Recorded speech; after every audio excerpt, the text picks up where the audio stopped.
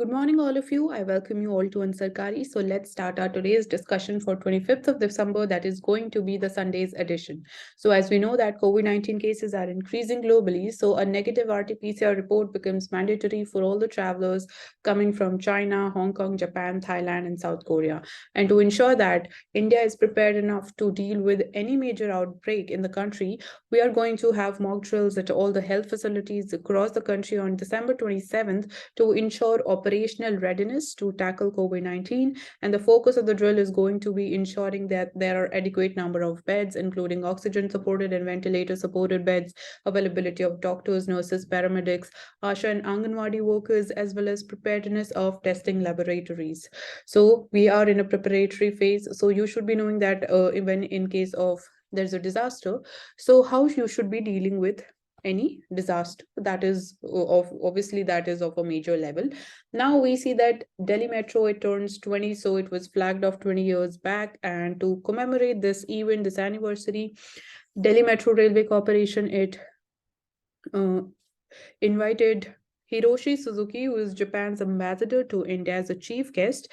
And the event, it also celebrate 70 years of diplomatic relations between India and Japan. So you should be knowing more about our relations, what are the steps we took when it comes to strengthening our relation with Japan, and this becomes a potential question for mains.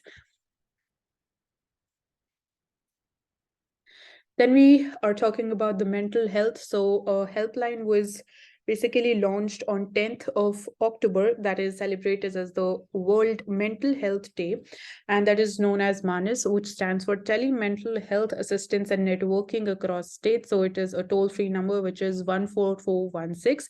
So we see that stress, sleep disorders, and anxiety, they have been the main issues for which help is being sought, and people in the age group of 18 to 45 years called the helpline the most. And apart from the aforementioned issues, emergency cases were also dealt with by the e-counselors through the helpline. And talking about the states from which maximum number of calls were received, that includes Tamil Nadu, Maharashtra, Madhya Pradesh, Jammu and Kashmir, and Telangana. And NIMHANS is also conducting training for the counselors and plans to advertise this helpline more so that people who are in need, they can reach out them. Now you should be knowing about the Kochi Muzriz Biennial, so find out more about this, and we are talking for it in the context of how the events should be organized. So it was basically blamed for its shoddy planning, poor communication, and confusions. There were last minute postponement of things. So obviously these should not be a characteristic of a well organized events. And as I said, that you'll find out more about Kochi Muzriz Biennial, like what is the purpose behind this biennial and who all participates in it.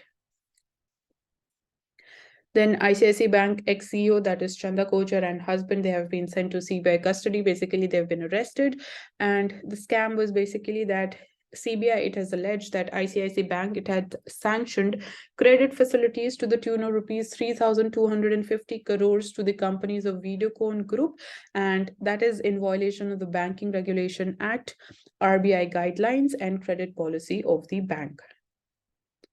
So that is the case. So talking about social empowerment through good governance, this becomes a potential topic for essay also and for mains as well. So here, basically a former president was talking about this, and we can say the steps that have been taken by the government to ensure social empowerment through good governance includes GST, direct benefit transfer, Jandhan, and Mudra Yojana. So you should be knowing about the benefits out of these and how it led to social empowerment, and find out more about what are more initiatives that have been taken by the government at center and by different states. Now talking about the Indo-Myanmar border, and we see that we are basically witnessing instability in Myanmar and an increase in narcotic smuggling for easy money and the influx of refugees post-coup. They are the major two challenges coming from the Myanmar's border. So Mizoram, which has a long porous border with Myanmar, so here The question that should pop up in your mind is that which all states, Indian states, share border with Myanmar? So I'll name them. That includes Arunachal Pradesh, Nagaland, Manipur, Mizoram. So these are the states which share border with Myanmar. This can be asked in PT. And talking about the free movement regime clause, which is, we can say, one of the challenges when it comes to identifying the illegal immigrants coming from Myanmar. And because of the illegal immigrants, the pressure on the state, basically here we're talking in the context of Mizoram. So the pressure on Mizoram, it is considerably increased, and the border is porous. So talking about what the major challenges at the border includes, the border is porous. Then the major portion is riverine border and rugged terrain with large number of unreachable or no-go areas. Then special provision of the free movement regime along with the ethnic affiliation makes dynamics of the border unique and challenging. Then limited availability of the troops, proximity to the Golden Triangle, free movement regime, and unstable Myanmar, the boundary issue between Mizoram and Assam, then transit point of Indian insurgent groups and smuggling of the narcotics and contraband makes the security situation in the northeast, in the states which are sharing border with Myanmar, very dynamic. So these are, you can say, the challenges. They have been very clearly mentioned. You should be knowing about the key terms and use them in your answers. Then a 225-kilometer yatra to save the endangered sacred groves of Rajasthan. So basically this yatra was aiming to demand the protection of the Urans or the sacred groves which face the threat of destruction, with their land being allotted for the renewable energy infrastructure and high tension power lines. So that's why we are saying that a yatra was conducted to save these, we can say, sacred groves, or these are also known as Urans, located in the state of Rajasthan, and the land has been allocated for construction of renewable energy projects and building high tension power lines. So Urans, they also form the natural habitat for the India's most critically endangered bird, that is the great Indian bustard. And we know that many birds, they have died during the last few years because of the collision with the power lines, which is, we can say, a major threat to their lives. And that's why people are opposing this, and that is the situation. So Taliban, again, it bans the NGOs from hiring women, cite dress code breach. So again, restrictions, more and more restrictions are coming up upon women freedom in Afghanistan that are being imposed by Taliban. And obviously, India does not support all these because India stands for freedom of women and giving them equal rights.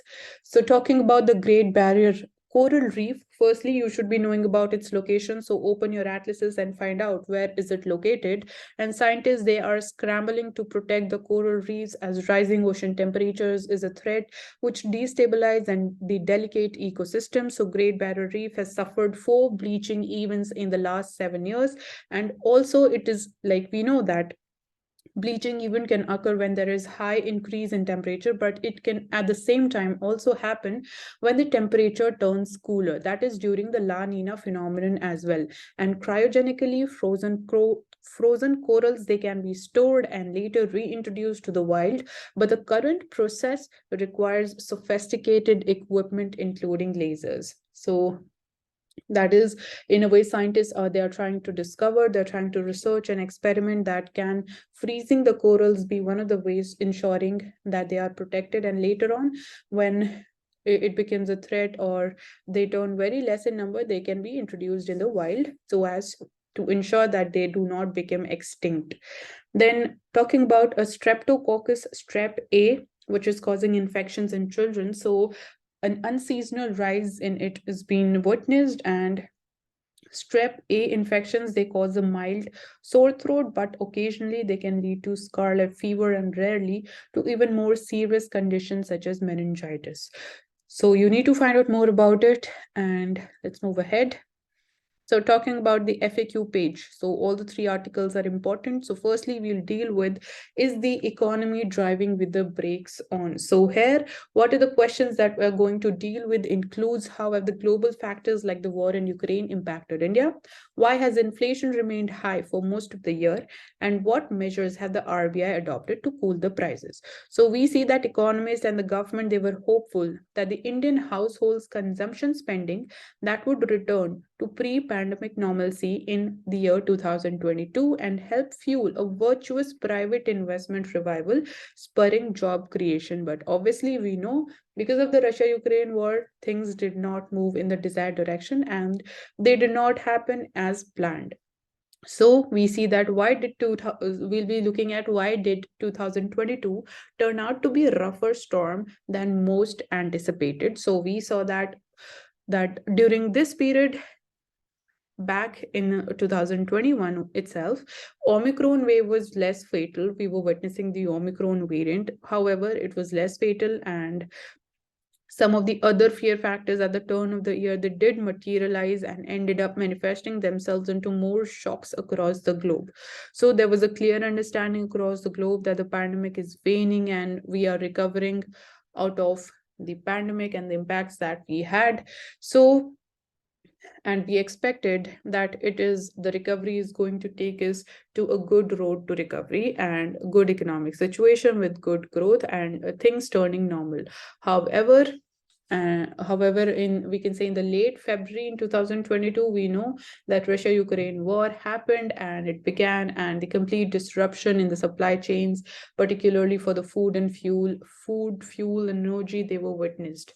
So we can say Russia-Ukraine war has been the major reason behind we can say a sustainable recovery, and an escalation in the fertilizer subsidy bill was also witnessed due to higher global prices. And JP Morgan managing director and Indian chief economist Sajid Chinoy, he explained at a CI economic policy summit last week. So he summarized things in a very comprehensive manner, so that's why we'll be going through what was his views and how did he put them out. So he said that I would venture to say that we are ending the year with another R word, which is resilience for the global economy. Just think of what happened in the last 12 months. That is, in 2022, we have had the strongest global inflation in 50 years around the world. We have had the most aggressive and synchronized monetary tightening cycle in the 40 years. We have had the strongest US dollar in 20 years for much of this year. And we have had what's less appreciated, that is the weakest Chinese growth in about 46, barring the pandemic. Now, in a normal year, two of these shocks would have been enough to tip the global economy into recession. We have had four such shocks and we are still standing. So one key reason for this resilience that helped ride out an almost perfect storm is that large corporate balance sheets, they have become stronger on the back of record profits in the last couple of years, and they were able to absorb these multiple shocks in a better way.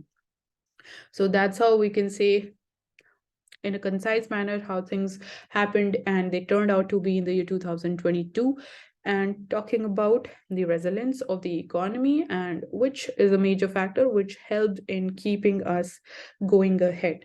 So what hogged the Indian policymakers' attention in 2022? So we were witnessing a slowdown in manufacturing and the exports in the recent months, which is a cause of worry. Then inflation was undoubtedly India's bugbear of the year, and Russia being key energy supplier and Ukraine a dominant player in the world market for food items like wheat and sunflower oil, fuel and food inflation translated into consumer price rise levels, which were not seen in decades across several countries.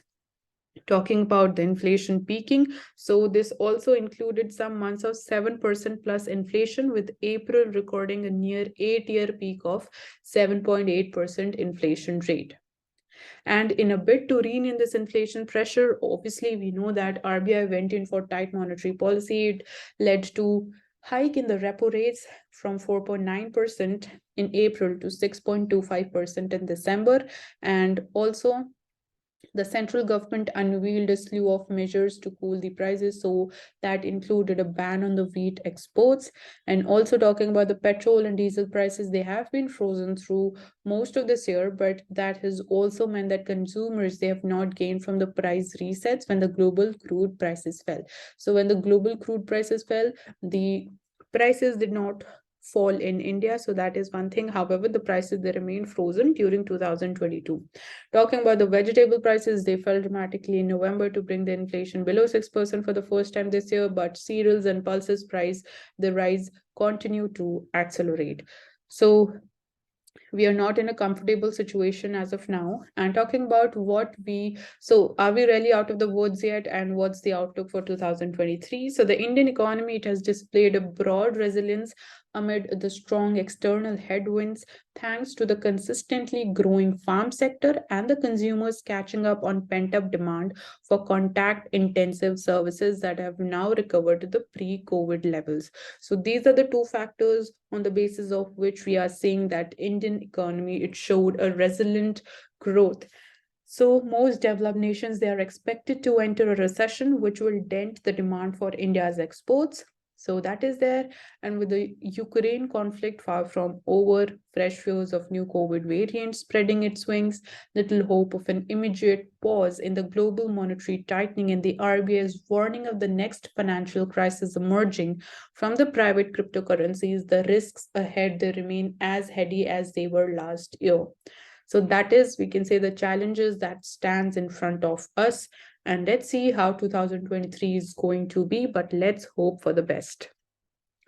Now, talking about, have there been changes in India's foreign policy? So again, we'll be talking about 2022 in the context of the changes in India's foreign policy. So by all standards, 2022 was a difficult year on the geopolitical and diplomatic stage, especially after the Russia's invasion of Ukraine. So for India, the choices grew more difficult given its strategic ties with US and Europe and the traditional ties with Russia.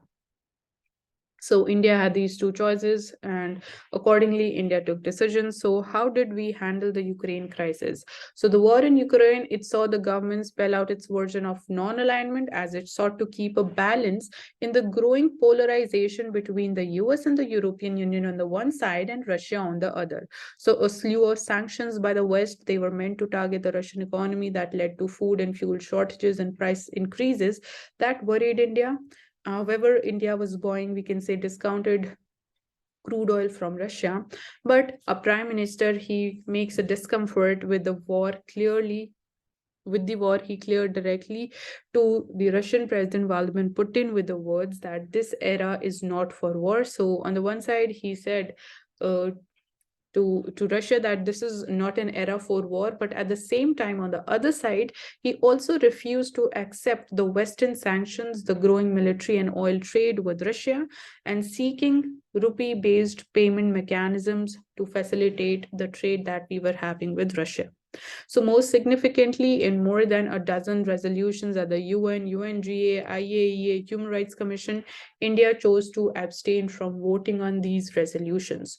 So, what were the other highlights apart from the Russia-Ukraine war and the choices that were there in front of India between siding with the US, siding with US and European Union, and siding with the Russia?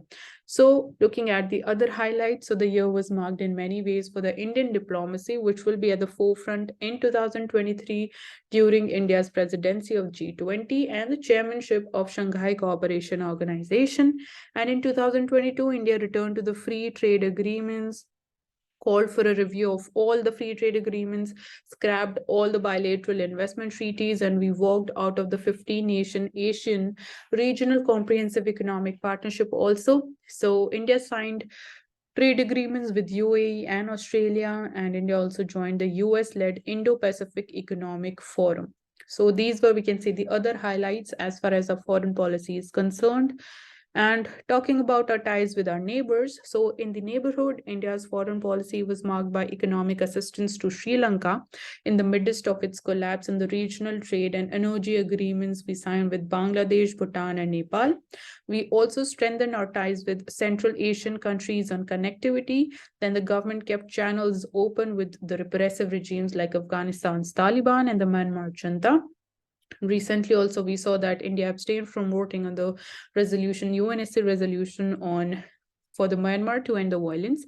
And in Iran too, with Iran too, web pressed against the killing of the activist Mahsa Amini, it has brought thousands onto the streets. India has steered clear of any criticism. And however, with Pakistan, our ties, they still remain flatlined. So that is in the context of our ties with the neighborhood. And talking about the LSE standoff, so India-China tensions, they at the line of actual control, they are still, we can say they are still high given the recent clashes that we witnessed in Arunachal Pradesh. Talking about the Patriot missile, so we discussed that US is supplying its Patriot missile defense system to Ukraine. So this is one of the most advanced ground-based defense battery that exists in the world. So the Patriot missiles, they can defend against the ballistic missiles, cruise missiles, drones, jets, and other threats. So you can find out a little more about its technicalities and its specialities. So obviously that's how the war is not going to end. So we need to go ahead with, obviously both the sides need to sit together and go ahead with a sustainable solution to this war. Then talking about the business page, so here one important update is that it is mandatory for you to link your PAN card and Aadhaar card, which is mandatory under the Income Tax Act 1961, and you need to link them to before 31st March 2023. And if you fail to do so, your PAN card, it will become inoperative. So just go ahead with linking them. And talking about consumer affairs, so a right to repair portal has been inaugurated, which is going to basically focus upon the manufacturers. They would have to share the manual of the product details with the customers so that they could either repair by self, by third parties, rather than depending upon the original manufacturers. So that is one idea behind the right to repair portal. And that's it for today. Thank you for joining in, Sarkari. I hope you've learned something new and the concepts are clear to you. So you'll get the PDF link in the description box, and do not forget to subscribe to our channel, hit the like button and share this video as much as possible, and see you in the next video.